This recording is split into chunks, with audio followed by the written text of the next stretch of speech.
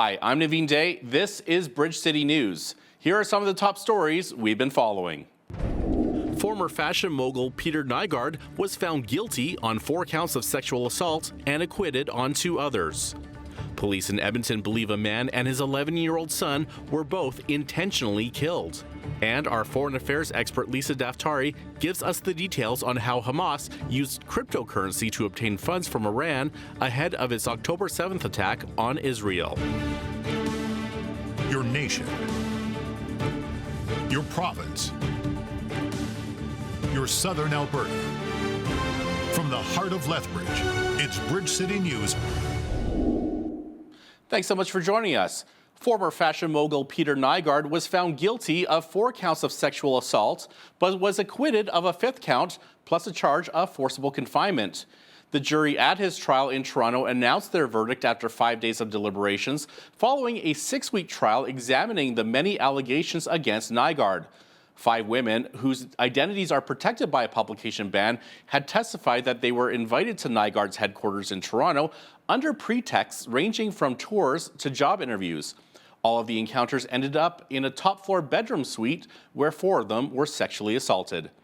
Nygaard founded the now-defunct Nygaard International Women's Clothing Company in Winnipeg. What this also says is that when you do come forward, when you go to the police, there is a path towards justice. And I'd like to encourage anyone who's watching this who is a victim of abuse to see if you can find that strength. Because these individuals who came forward, they were qualified to come forward. Many people didn't qualify to come forward. So they're really speaking for all of them. Nygaard's lawyer Brian Greenspan said after the verdict that his client is frail and has numerous health challenges, and that will be part of the position taken when they return to court in a number of weeks with respect to the sentence. A weekend of rallies in support of the opposing sides of the conflict between Israel and Hamas drew thousands in several cities across Canada. Pro-Palestinian protesters called for a halt to the hostilities at the same time as Israeli supporters demanded the release of some 240 hostages seized by Hamas during the deadly October 7th terror attack that sparked the war. More than 11,000 Palestinians have been killed since the war began, and at least 1,200 people have been killed on the Israeli side, mostly civilians killed in the initial Hamas attack. It's important. I mean, it's a really somber moment to be able to stand with people who are missing, who've been taken hostage, who are being held as kidnapped victims. So there's a piece of somber. There's also a piece of being together as a community and supporting one another through these really difficult times. 240 people have been kidnapped in the most brutal and horrible and horrific ways. The Red Cross hasn't been able to see them. We need them released today. According to reports, Hamas used cryptocurrency to obtain tens of millions in funds from Iran last year in preparation for its October 7th attacks on Israel. Our foreign affairs expert Lisa Daftari says the report shows a detailed paper trail. What's more surprising about this story is how many details we have about this transaction between Hamas and its funder, Iran's regime, also its funder, Qatar. Now, there's even further detail about how they got paid, of course, how they got trained. I know the Wall Street Journal put out an expose really detailing all the meetings between Hamas and Iran's regime and other terror organizations, of course, all their proxies in the region. This was something that was well planned, well trained, and of course, well funded, and how now we know the details about that. Lisa will also discuss merchandise with genocidal calls and anti-Semitic messages that online sellers continue to offer on Amazon.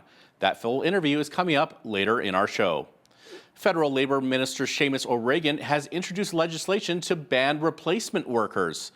Bill C-58, otherwise known as the anti-scab legislation, would end the use of replacement workers during a strike or lockout with a union employer in a federally regulated industry.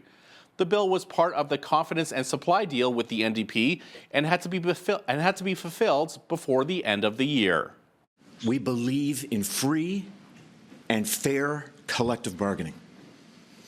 We believe that stability and certainty in our supply chains and services are essential. We believe that these things are not mutually exclusive. In fact, they reinforce one another. They promised numerous things. They promised clean drinking water for Indigenous people. Still haven't done that. They promised pharmacare in multiple elections, 2019 and in 2021, and are still reluctant to do it. So just because the Liberals promise something should never be taken as it's going to happen. The reality is this is directly a result of what we forced the government to do. We put it in writing that they had to do it, and it's being done now. They voted against it in 2016.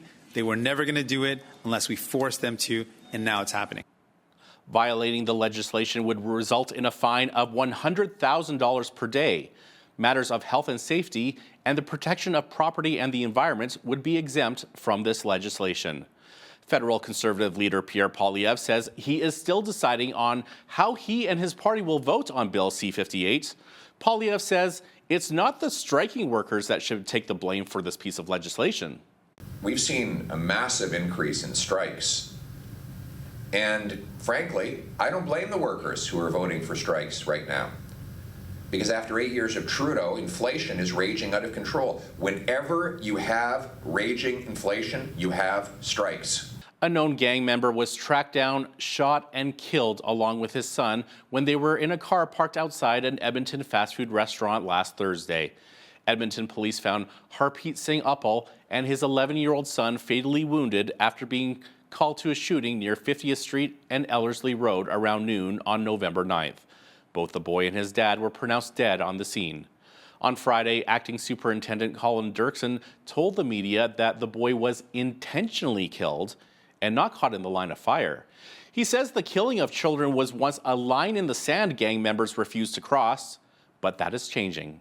I can tell you that EPS homicide section is now leading the investigation and determined that this was a targeted, what we would call a targeted shooting event. And even though this was a targeted event, the risk to members of the public was significant and terrifying, really. Think about it. This incident is just another reminder, a stark reminder of the dangers that bystanders face when violence erupts in public spaces. And I wish I didn't have to say things like that, but unfortunately it's happening all too often.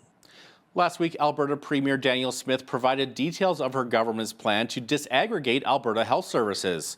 She says the plan will limit bureaucracy at the top and allocate more resources to frontline staff. But according to David Shepherd, the Alberta NDP health critic for rural and primary care, Smith's plan will have the opposite effect.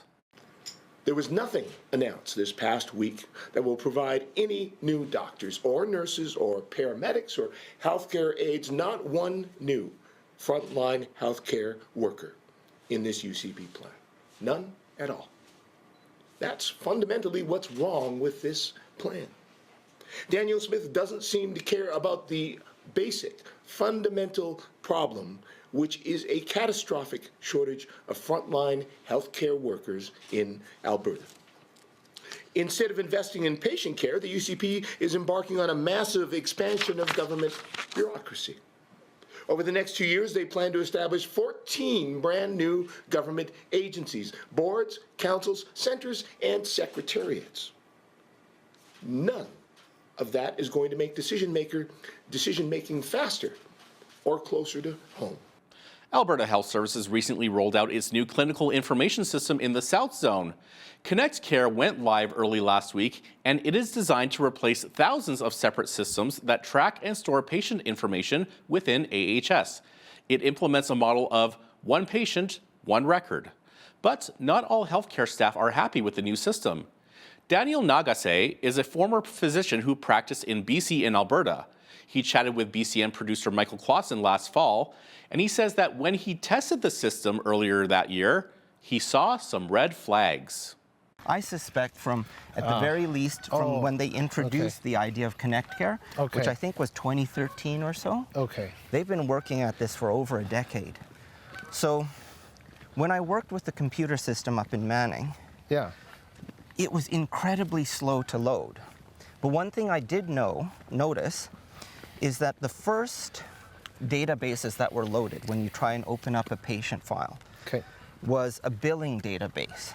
So a billing database, that means every single item that you would use in the hospital for a patient, an IV needle, a bag of saline, gauze, or Band-Aids or whatever. All goes to that person's account, so to speak. So it would load the billing database first. And then after the billing database, the computer system loads this legal database to make sure it has you clicking, acknowledging a side effect as if as if it wants you to take liability over and over again for every single. So they're shifting liability from AHS to the actual doctor. That's right. Right? See, you click this button, so now the doctor is liable. So you have to accept liability 100 times every day. Alberta's NDP say proposed changes to the Conflicts of Interest Act are an attempt by the governing United Conservatives to better position themselves to get perks. Non-monetary gifts to politicians are currently capped at $200, and elected officials can accept tickets up to $400 a year from any one source. Justice Minister Mickey Amery introduced a bill on Thursday amending the act to allow Cabinet to alter dollar amounts and rules as it sees fit without going back to the House to pass a bill. Premier Danielle Smith says changes to the rules were needed because they were hampering her government's ability to meet people at events like the recent Heritage Classic outdoor NHL game. However, NDP Justice critic Irfan Sabir called the legislation self-serving and unethical. The main purpose of the bill is to amend the Conflict of Interest Act so that the Premier or anyone else in her cabinet and caucus can't be held accountable if she is found breaking the law right before the election. A Northern Alberta school division says it will have a dedicated team to offer emotional support for students and staff following the death of one of its students in a house fire last week. The Living Waters Catholic School Division in Whitecourt says the team will be available when students return to class on Tuesday. Mountie said they were called to a fire last Thursday at a home in the town about 180 kilometers northwest of Edmonton, and that a 10-year-old boy remained unaccounted for after the blaze. They said 2 people made it out while crews found a body inside once the fire was extinguished. RCMP say the medical examiner is working to identify the body, and an autopsy is scheduled for this week. A British Columbian climber has died after being buried alive underneath an avalanche at a provincial park in southern Alberta. Rangers at Peter Lougheed Provincial Park say a pair of climbers were caught up in a wind slab avalanche, with one individual managing to uncover themselves from the snow. A 29-year-old man from Squamish, BC was found dead underneath the snow the following day after rangers rescued the first person. Alberta Park says the Ranger Creek drainage area, including the Lone Ranger ice climb, is now closed due to the incident. Some teachers in Saskatchewan say they will ignore the province's pronoun law, calling it harmful to students. The recently passed law prevents children under the age of 16 from changing their names or pronouns at school without parental consent. Dozens of teachers have signed a petition calling on school divisions to not follow it. The province hasn't said what the consequences may be for teachers who don't follow the pronoun law. Coming up, I speak with foreign affairs expert Lisa Daftari about the ongoing conflict between Israel and Hamas and how Hamas was able to obtain funds from Iran using cryptocurrency. And when you see news happening in your community, be sure to send us an email at info@bridgecitynews.ca. And if you miss any of today's local stories, be sure to visit our website, bridgecitynews.ca.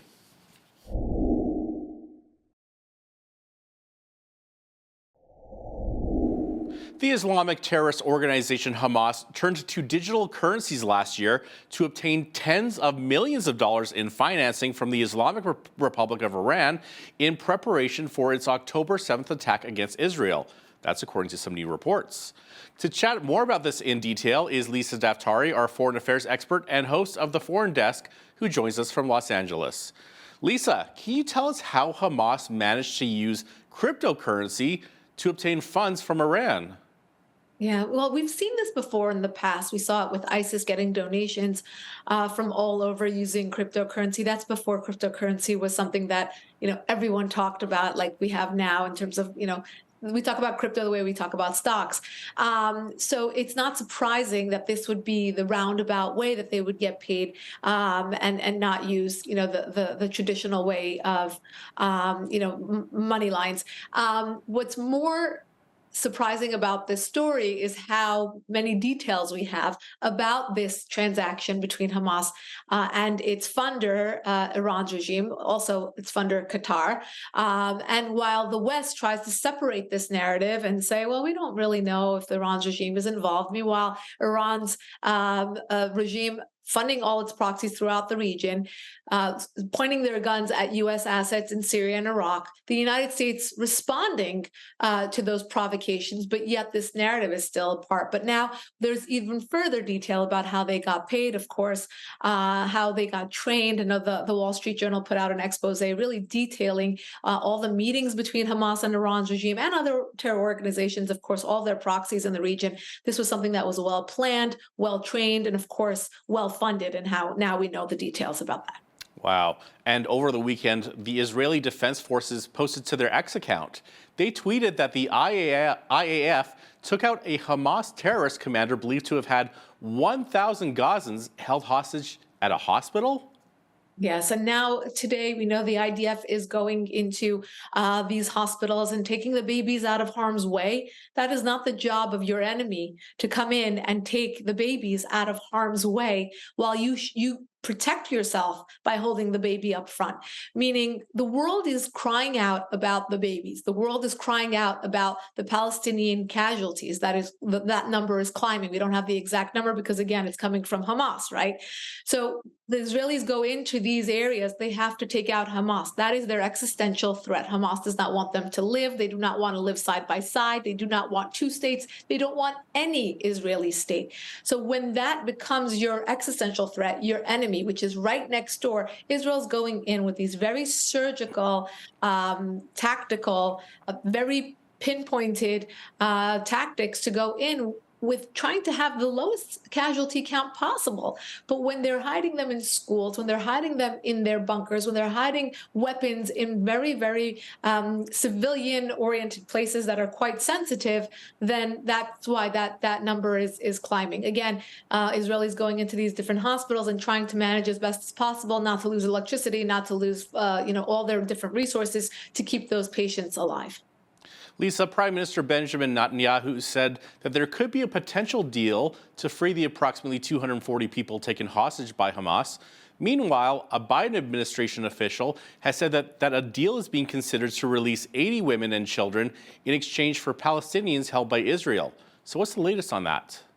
Now, we don't know. We're hearing very conflicting reports. I mean, and it's astute of you to put those, to juxtapose those two, because we are hearing different things. And that's really the question that many have for the Biden administration. If you are saying that you are with Israel, if you're saying that they're an ally, that they are free to do whatever they want, then stop, kind of pivoting away from that position. The Israelis, look, of course, we have to get those hostages back. Those are, it's a humanitarian effort across the world, regardless of where you are politically.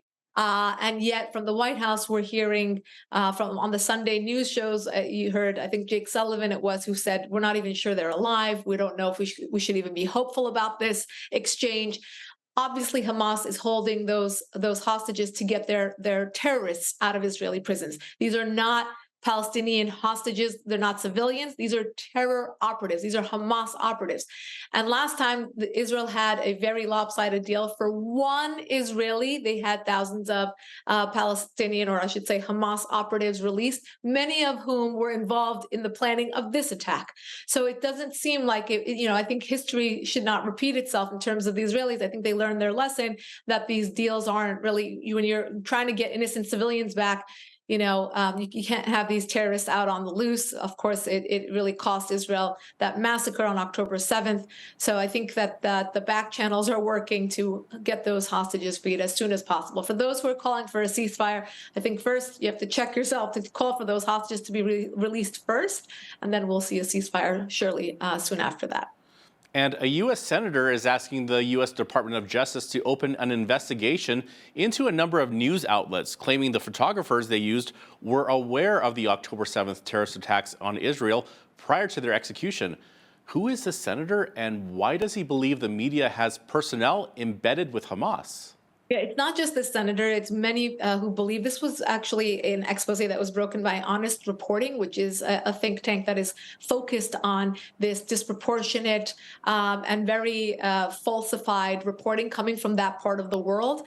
And you see there's photographs, right, of the massacre of October 7th, and you see a lot of these stringers with their cameras actually pointed at these Hamas operatives. It was almost as if they came in doing a photo shoot, right? Wow. So then they looked at these they're called stringers, or they're freelance journalists that are in the area. Many of them work for the big outlets, New York Times, Reuters, and CNN being a handful of those.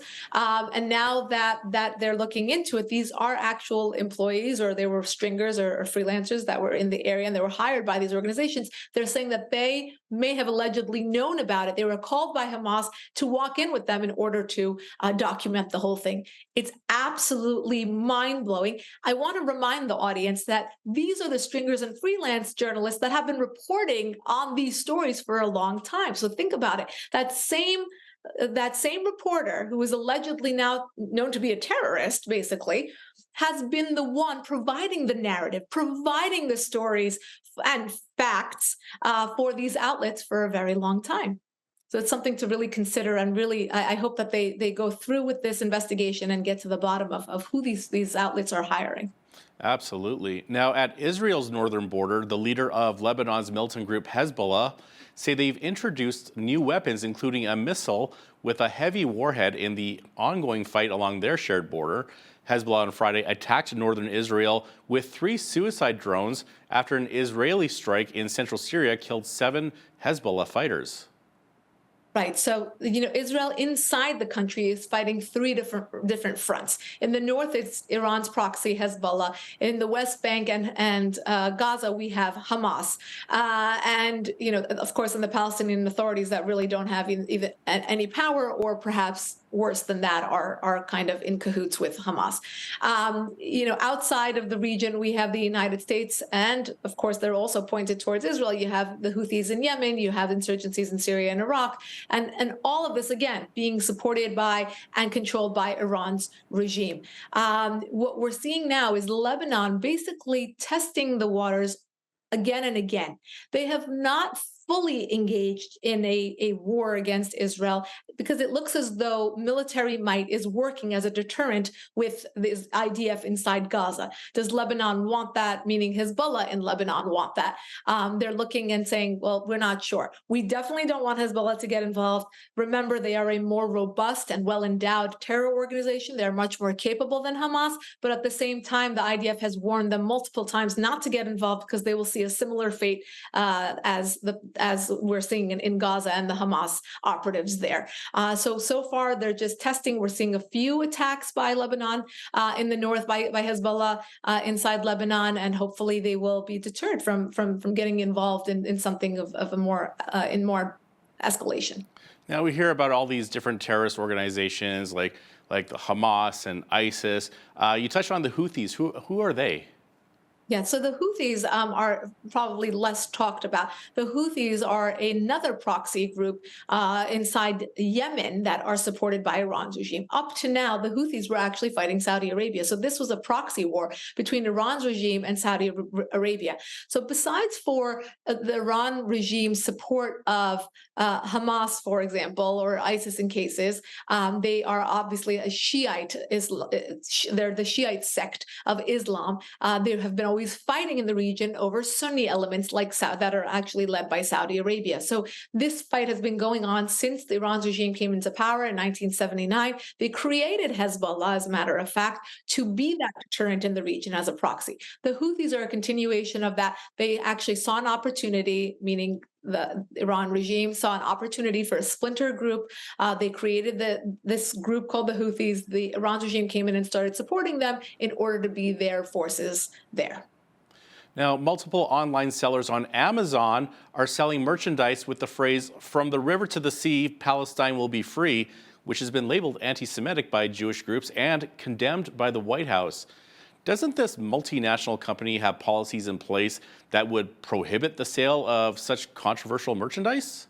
You would think so. Now, imagine those kinds of statements being said about any other group or race, religion, or culture, and it would be taken off right away. I mean, cancel culture should work in both directions. I mean, it's not just, the left that gets their way, but, this is just horrific. I think a lot of people don't know what from the river to the sea mean, and a lot of people do know what that means. But when it is brought to Amazon's attention that from the river to the sea is not just anti-Semitic, it is an actual genocidal call for all Jews to be wiped out, for the state of Israel to be wiped out, Jews to be wiped out. Wow. And I'm seeing it more and more. I'm seeing it on social media posts with influencers who want to side with the Palestinians. It's fine to side with whomever you want to, even though I don't think, influencers who are talking about makeup or food or shoes should be talking about this conflict and providing such a strong opinion when they have millions of followers. It's a huge responsibility. But one in particular, I saw a female, and she does makeup, and she posted her actual picture was graffitied from the river to the sea. It's a genocidal call. You're asking for Jews to be eliminated, and it's very irresponsible. It's very hateful, and something that should be definitely talked about, especially in the case of Amazon. U.S. President Joe Biden will meet with Chinese President Xi Jinping on Wednesday in San Francisco. Now, this will be the first meeting between the two leaders in nearly a year. What do you think they'll be discussing?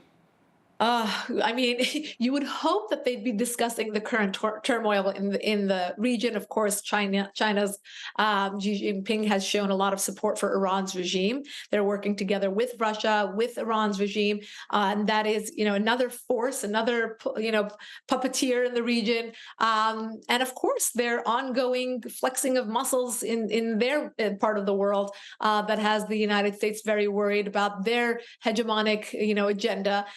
But you never know, because, we saw Blinken meet with the Chinese a few months ago, and they basically talked about the weather.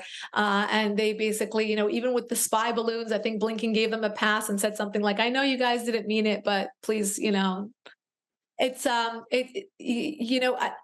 there is no coincidences when it comes to foreign policy. It is an absolute formulaic. What we're watching is absolutely a result of weakness from the West. It's a lack of resolve from the West. I mean, even in supporting our main democratic ally in the region, Israel, there is this flip-flopping. There is one day we're very much with Israel. The other day we're going to deliver, a warning to them. We're going to tell them when to do their pauses. We're going to tell them when to do tactical pauses when they're the ones who are leading the way with their military and their tactics. So I think that it takes resolve, it takes clarity, it takes strength and leadership, and obviously we're missing that all right now. She is our foreign affairs expert and the host of the Foreign Desk, Lisa Daftari. Lisa, thank you for joining us today from Los Angeles. My pleasure. Thank you for having me.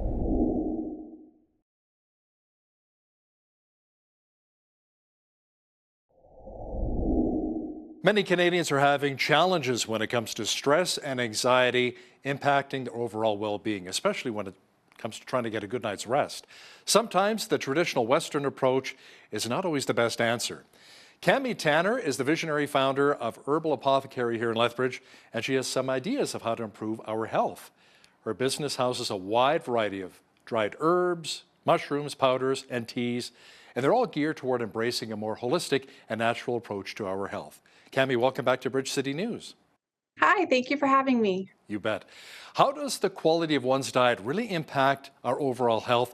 And maybe what are some specific examples of how a nutritious diet contributes to a healthier body? That's a loaded question because food plays so much into our health and how our body reacts to the food that we eat. It seems like we live in a society right now where everything's grab and go or takeout, and everything is full of stimulants, sugar and salt and different additives to make food taste good and addictive. But really, it doesn't do very much for our health. And so when we get back to a natural diet or a more healthy diet from fruits, vegetables, eating out of our garden, it plays a tremendous role on our health and how we feel after we eat those types of foods. Let's talk about how eating a lot of the natural foods really plays a role in disease prevention, Cami. Yeah, so eating natural foods those are rich with vitamins and minerals, and kind of think of our body as like organic material. We were made out of organic material, so is plants. And so when we're eating like, it attracts like. So it benefits each other. When we're eating those inorganic foods and things that are processed, highly processed, it doesn't match very well with our body. And so it causes a lot of confliction and a lot of upset, a lot of imbalance. And that's why we have so many health issues today. So what key food groups should we really focus in on for our diets to really improve our gut health? And the gut health really impacts our mental health as well, correct? Yeah, you actually have more neurons in your gut than you do in your brain. So the foods that you eat is very important for both our physical health and our mental health. So fermented foods are the best. They play such a huge role in our diet and our stomach and our digestion. So eating kimchi, our misos, even our water keffirs and our kombuchas are very important for our gut. But just think as natural as possible. If it comes from the earth, you dug it up and you eat it, that's as natural as you can get. As soon as you start processing it, that's when you're going to start running into problems. Are there any specific ingredients or practices from traditional medicine that are particularly effective for common skin concerns, like maybe acne or eczema? Yeah, I mean, some of those are genetic, but there are a lot of things that we can use to help with acne. Tea tree is a really good essential oil. It's very antibacterial, and a lot of our acne is caused by bacteria in the skin. So you can use tea tree. Aloe vera is another really good antibacterial. Frankincense. Diluting those down in a carrier oil like jojoba oil. Jojoba acts very much like our skin's own natural oils. And so it's very healing, reduces inflammation, and diluting those essential oils into a carrier oil of about a 5% dilution is just about perfect. And so putting that on your skin and applying it can help reduce that inflammation, that bacteria growth in the skin, and even using activated charcoal, which can pull out some of the toxins that cause flare-ups. Are there any ancient beauty rituals or techniques people can use that maybe integrate into their modern skincare routine to help them look younger? Oh, there's lots of them. I mean, just look back to the Egyptian culture where they were revered for their beauty. Some of their practices were, using Dead Sea minerals and coffee to scrub and exfoliate their skin, taking soothing milk baths, using honey for a facial mask, or putting almond oil all over their skin to protect it from the sun and protect it and heal it from damage. Those are all great things that we can do. Tremella mushroom is another one that is, it's actually phrased the beauty mushroom because it's so good for the skin by improving elasticity and reducing inflammation in the skin. So there's lots of things. It's just funny, I'm thinking about the cost of milk right now. You said a milk bath. You know how expensive that bath would be? The price of milk. I'll do like a coconut milk or oat milk bath. Oh, that might bring the cost down a little bit. How do these natural remedies compare to or maybe complement conventional skincare products and treatments? So if you're looking at, always look at the labels on the ingredients of the products that you're buying. If it's as natural as possible, that's going to be good.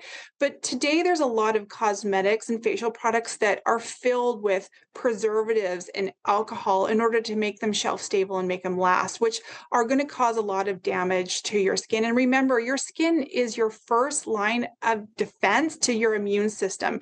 And so you want to keep that cellular wall and that cellular mortar very strong and very intact to prevent bacteria, fungus, things like that from entering in the body. So you want to really steer away from chemical preservatives and alcohol, but look for those ingredients that are very natural. Hyaluronic acid is a great one to put on your skin that are found in a lot of cosmetics and beauty products today. I had a doctor many years ago in Calgary when I was a child growing up in southern Alberta here, and he used to tell me, Hal, before you apply any any sunscreen to your skin. Make sure you go outside for 15 minutes so your skin can absorb a lot of the vitamin D before you actually put that on, so it doesn't reflect it, so your body can actually have the benefit of the vitamin D. You used to tell me that every day, like for 15 minutes, you're fine, but then after that, you should put on the sunscreen. I always found that quite interesting. So Cami, what effect does stress really have on overall health and our well-being? What are your thoughts? I truly believe that stress is the #1 killer because it affects so much in the body. It can cause heart disease, stroke. It causes depression, anxiety, weight loss. It affects your memory. It is so damaging to the body, and yet stress is everywhere in our lives. It runs rampant. So stress is one of those things where we really need to start being aware of and conscious of what causes us stress and how to reduce it. I guess diet, exercise, proper sleep. But when it comes to diet, are there any foods in particular that maybe will help alleviate some of the stress, give us a sense of calmness and peace? Yeah, they're called adaptogens. And what adaptogens do is they go in and adapt into the body where they're needed, and they remove both physical stressors and emotional stressors, because stress isn't just a mental state or how we feel. It's your flight or fight response that is being activated in the body, and it causes wear and tear on different organs and different systems in the body. And so there are foods that we can eat. Ashwagandha is a great one. Reishi mushroom as well are beautiful for reducing stress in the body. Thyroid disorders are also increasingly common right now. Can you discuss traditional approaches or remedies for managing these sorts of problems? Yeah, and again, a lot of times thyroid problems can be brought on by the adrenal systems being overloaded, so the thyroid needs to kick in. And so you can either have hyper or hypo, and ashwagandha is a really good one for hypo, for increasing those hormone levels and balancing them back out. Moringa leaf and lemon balm are really good for hyper, for bringing that body back into homeostasis, balancing the hormones, kind of calming the hormone levels down. Some people are quite concerned about getting type 2 diabetes, and they say you should stay away from the sugars. But what about sugars in some of our fruits, like bananas are high in sugar, maybe oranges or apples? What are your thoughts in that regard? Should we steer clear of certain fruits, or are they okay? My grandma had this great saying, too much of a good thing is a bad thing. And it's always stuck with me. And every time I think of something, I'm like, always in moderation. Too much can cause imbalance. So they're okay, but just let's not overindulge ourselves and overdo things. Just my advice. Cami, as men get older, you know, we really get concerned about our prostate health. Sometimes the prostate enlarges, making things a little more difficult. Are there any natural remedies you suggest that could potentially maybe shrink a man's prostate? Maybe some foods that may help? Yeah, and a couple that come to mind would be the cordyceps mushroom as well as pine pollen. They're very good for men's health, and also removing the stresses from your body, bringing it into homeostasis so that your hormone levels are balanced, which can cause an issue of problems with prostate and other parts of men's function. So those are two that come to mind that I would recommend. You know, a lot of my sports teams not making the playoffs causes me a lot of stress, so maybe I should kind of distance myself from some of those sports teams. Cami, sleep disorders like insomnia affect so many of us. What non-traditional methods have proven effective in your opinion?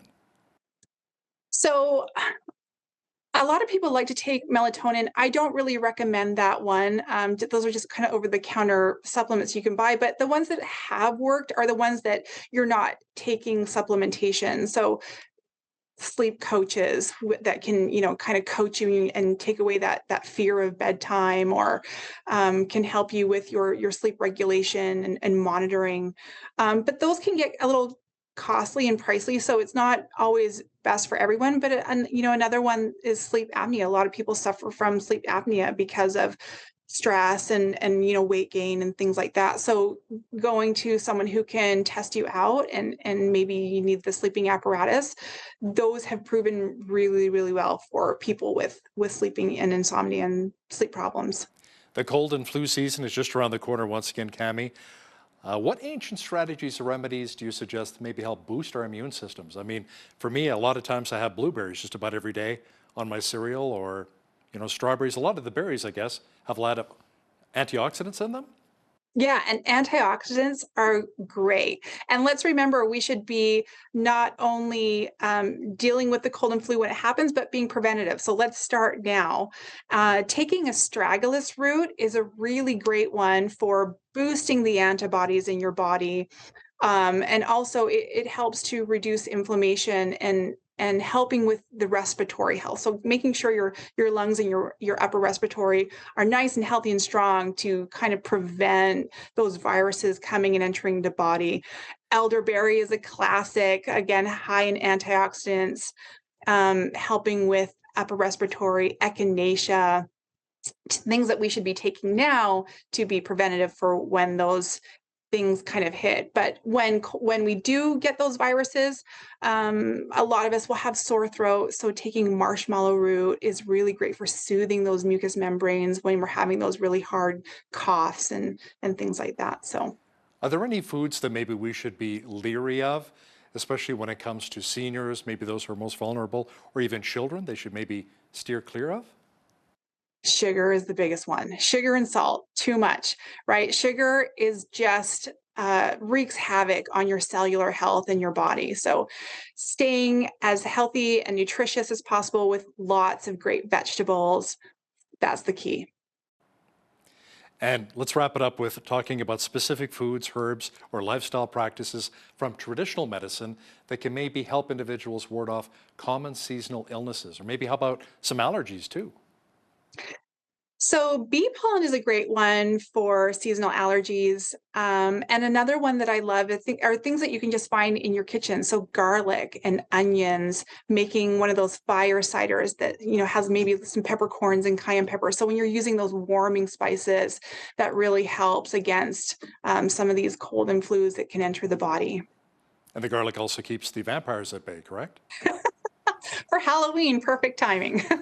Cami Tanner is the founder behind Herbal Apothecary, located right here in Lethbridge, Alberta. Cami, thanks so much for your time today. Thank you so much for having me.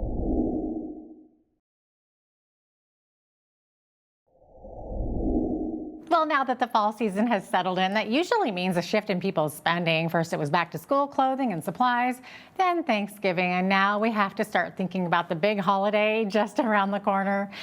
Always an expensive time of year, so we're going to talk a little bit about economics and how things are looking on the economic front for Lethbridge and Southern Alberta. And to do that, I'm going to bring in Trevor Lewington, who's the CEO of Economic Development Lethbridge. Welcome back to Bridge City News, Trevor. Great to have you on again. Thanks so much, Annette. Great to see you. Always a pleasure. Okay, great. So, Trevor, we're talking economics here, the economy. What is the overall economic trend right now? What's going on? Well, the economy's been a bit of a mixed bag this year. Alberta overall is forecasted to grow by about 2.7% this year, which is actually pretty healthy, all things considered.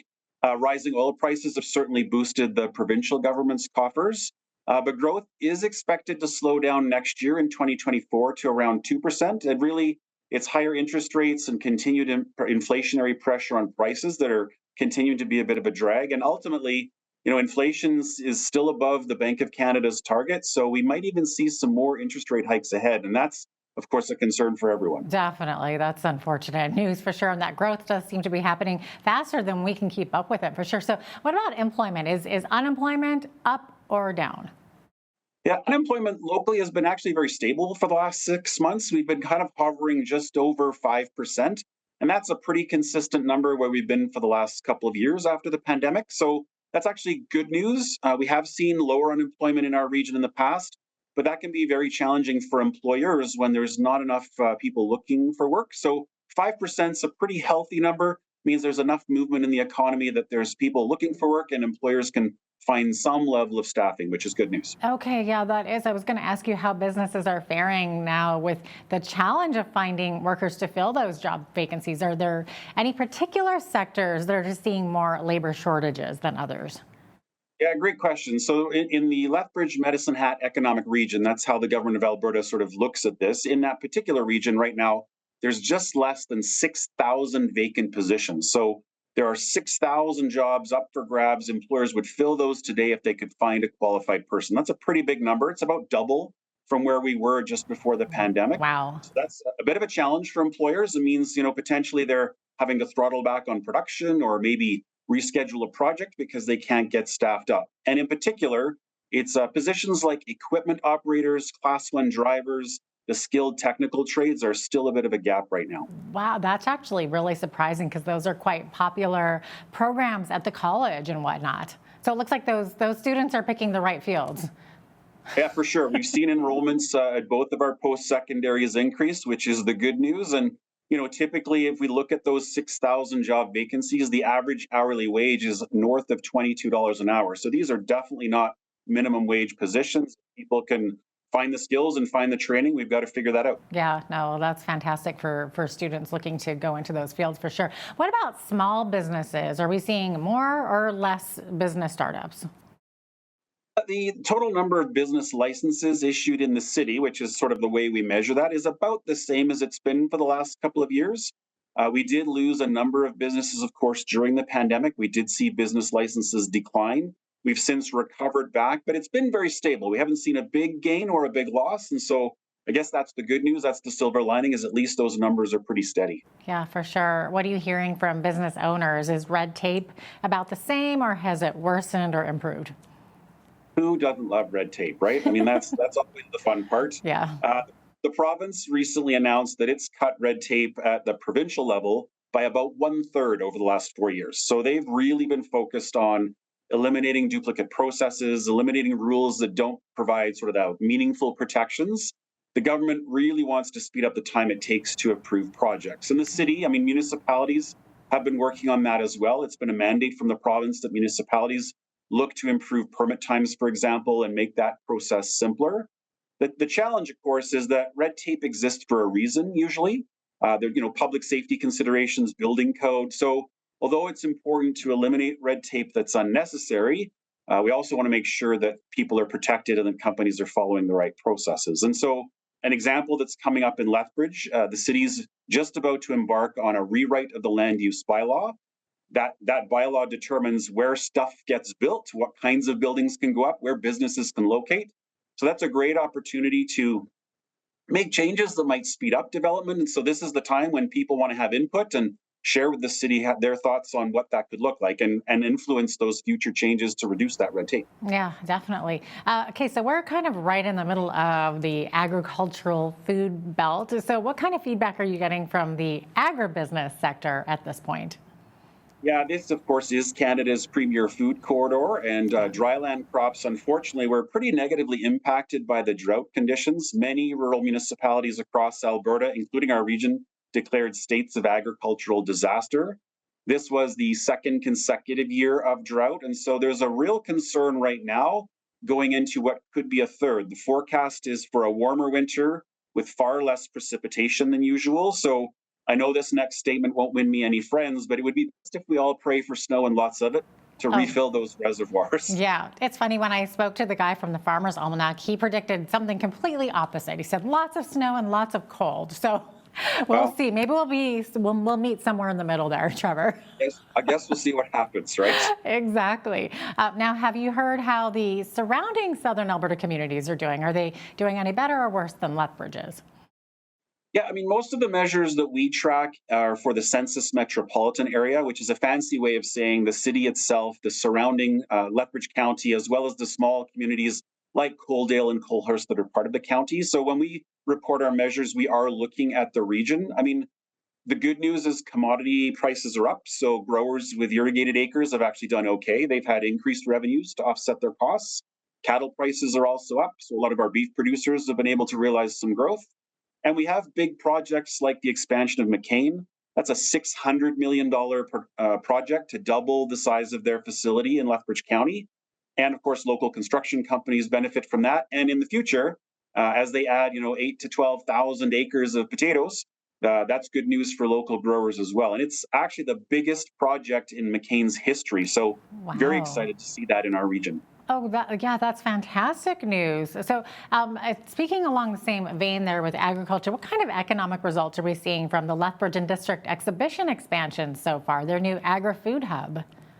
Yeah, the new Agri-Food Hub and Trade Center opened with a real bang in August. They had more than 100,000 people go through the building in the first 4 weeks of it being open. That was driven, of course, by record-setting attendance of Whoop-Up Days. So that's very exciting, and I think underscores just how important this project is and just how big an impact it can have on the city and region. The Lethbridge and District Exhibition, that's the organization that operates the Agri-Food Hub, has estimated in their studies that the annual economic impact of the facility and all of the things that they do is about $90 million a year to the community. So we finally have a world-class venue to host the world and showcase everything that we do, right? We can attract national and international events. We can grow Ag Expo, for example.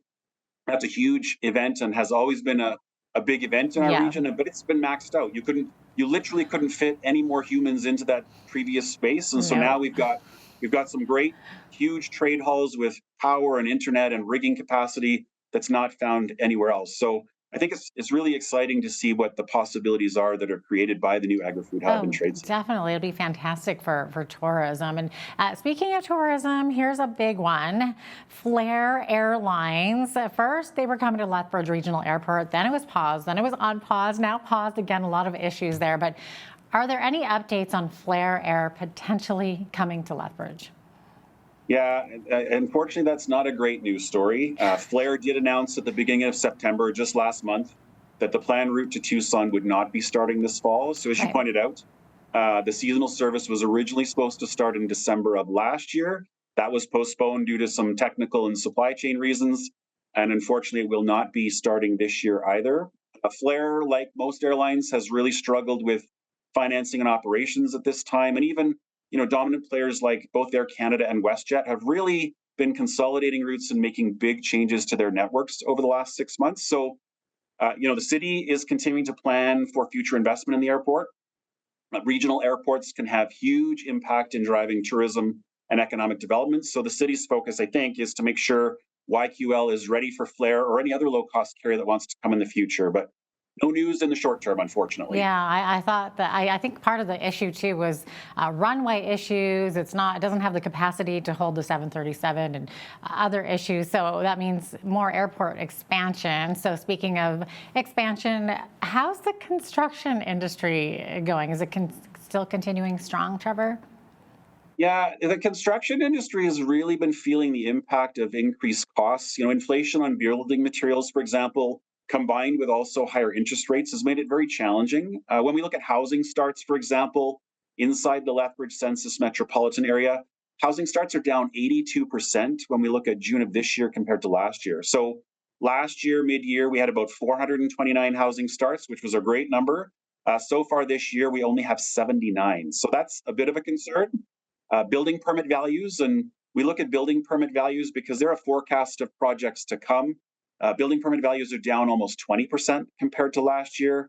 And even commercial real estate, so that's both lease and sales of commercial properties, down 32%. So, I don't think we're going to see a major change or improvement for the remainder of the year. It's going to continue to be challenging in the construction sector. The only bright spot, and it's a bit counterintuitive, notwithstanding everything I just said, employment in construction is actually up. So the construction sector added 800 jobs just last month, even though there's less projects. So we don't quite know what's going on there, but employment is strong. The prospects, unfortunately, in the short term are not that great. Right. Okay. So you mentioned housing projects and real estate not doing great then. I was going to ask you if we're seeing any changes in the real estate market with the, especially now those interest rates are rising like crazy.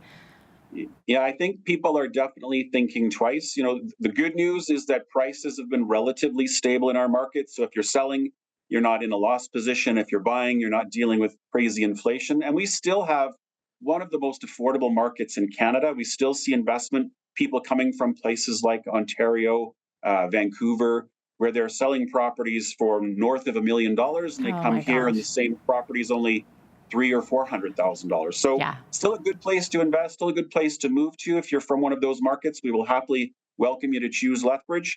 But yeah, certainly some challenges ahead for the housing market. Yeah, add to the growth in the province that we're seeing there. Okay, Exactly. So we talked about construction. What about the manufacturing sector? How are things shaping up there?